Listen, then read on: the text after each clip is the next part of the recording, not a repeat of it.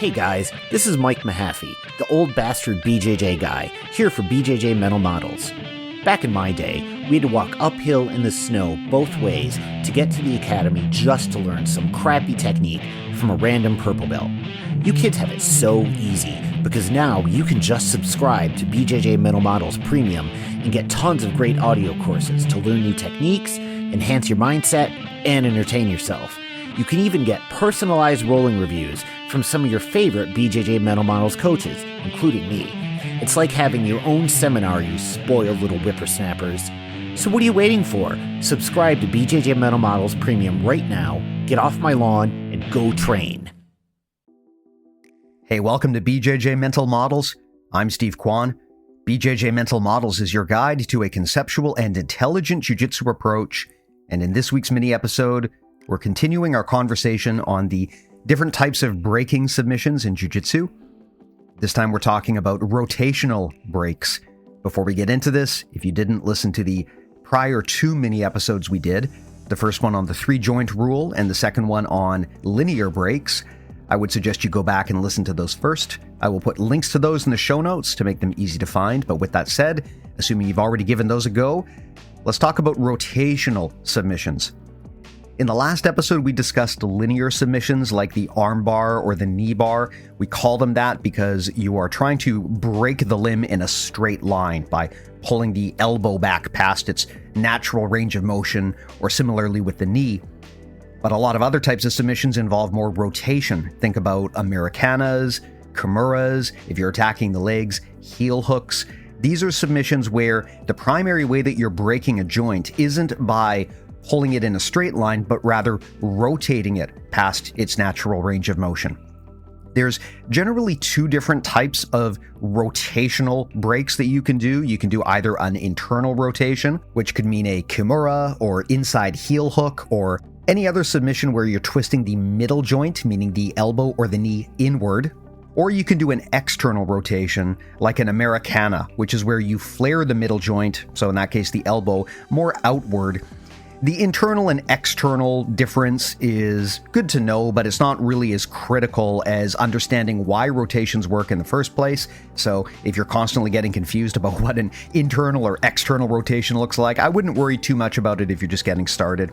The most important thing, though, is that if you're doing an external rotation, which is where you flare out the middle joint like the elbow or the knee, you're taking someone's limb out of alignment and you're weakening it, but they still have some ability to use their strength against you, and to some extent, they're still able to face you.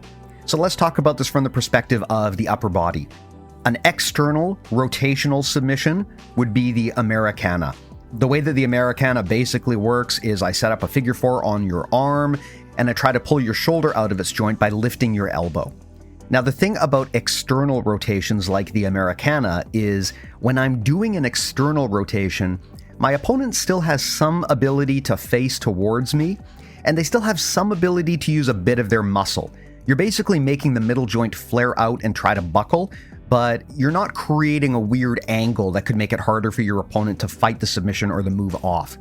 The Americana, again, often gets a reputation for being a white belt submission. I don't think that's honestly fair. I think a lot of good black belts can do Americanas as well. But if you were to ask me why it gets that rep, part of that reason might be because if I try to do an Americana on you, you're still mostly facing me, and that gives you some ability to use your weapons to defend and to use a bit of strength to try to get out of that situation. So to finish an Americana, you might need to compensate by using more strength. I think this might be why we sometimes call that a white belt move or a big person move. Let's talk about the legs, for example. If I do an external rotation on your leg, one of the most common examples I can think of is the waiter sweep. Not a submission, but is still an external rotation. I'm making your knee flare outward, which weakens the leg, kills your base, makes you fall over. So external rotations are great, not just if you're trying to break something, but also if you're trying to get a sweep or advance position. That said, though, external rotations do have the limitation that the person is often still facing you, and that's where internal rotations come into play. Internal rotations are one of the most powerful things that you can do to your opponent in Brazilian Jiu-Jitsu. An internal rotation involves twisting the elbow or the knee inward. What it often does is it takes the limb into an extremely awkward angle where it's very hard to use your muscles to defend, And the other thing about internal rotations that are great is that they often give a pathway to the person's back, because when you do an internal rotation, you're bending the person's limb such that they have to turn away from you. This is one of the most important differences between an internal and an external rotation. So when we talked about external rotations, the examples we gave were the Americana for the upper body, the waiter sweep for the lower body. If we want to talk about internal rotations, examples would include the kimura for the upper body or the inside heel hook for the lower body. Now, one thing to point out before we go any further is that when I say heel hook in this mini episode, I'm talking specifically about the inside heel hook. The classic heel hook is actually an external rotation.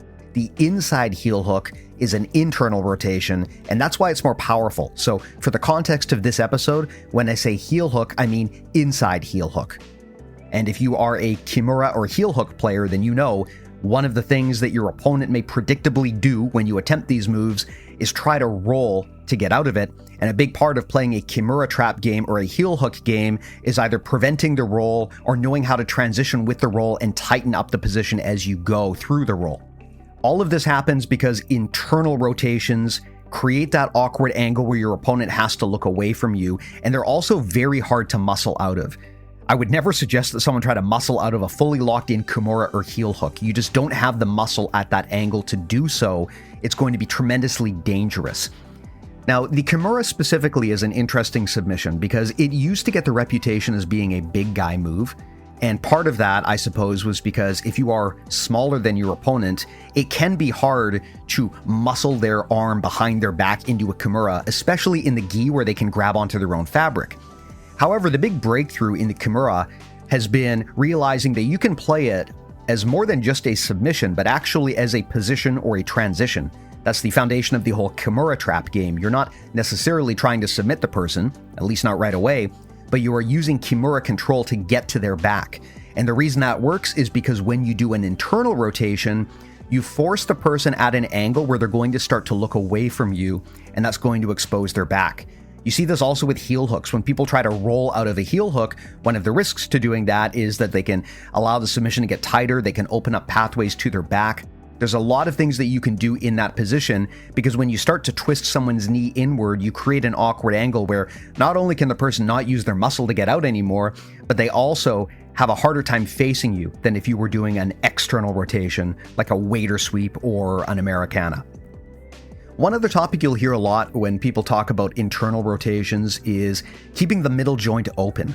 The first time I'd heard of this was Ryan Hall talking about his open elbow series.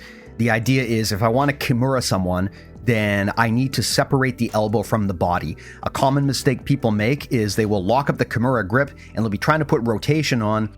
But if I, as the kimura receiver, can keep my elbow pinched to my body, it's very hard for you to create an angle where you can get a true rotation on it. This is something that Rob Bernanke calls ratchet control.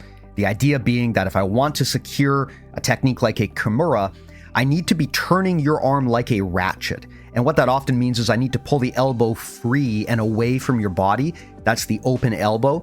It's very hard to secure that ratchet and get that rotational movement if the person's elbow is pinched in. Similarly with the knees are a little bit different because you don't often see people's knees twist at a 90-degree angle like you'll see with their elbows. But the thing about the knees is similarly, you want to make sure that that middle joint, the knee, is controlled. If you don't have the knee controlled, then it's extremely unlikely that you're going to be able to finish really any technique against a person's leg. In this case, we're talking about internal and external rotations. Very hard to do that if the knee isn't controlled. So there's a quick explanation of what a rotational break is. We talked about the internal and external variants of rotational breaks.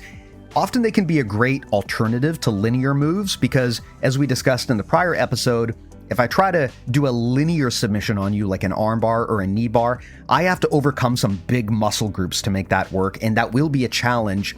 Kimuras, for example, if I can get a sufficient rotation into your arm, it doesn't really matter how big and strong you are anymore. I can force you to roll, expose your back, and I can get a much better position or even a submission. Similarly with heel hooks, once you start getting that internal rotation, you force the other person to rotate and to start turning away, and now you're the one who is on the offense and they're the one that's on the defense. So that's a quick explanation of rotational breaks. I hope you found this helpful.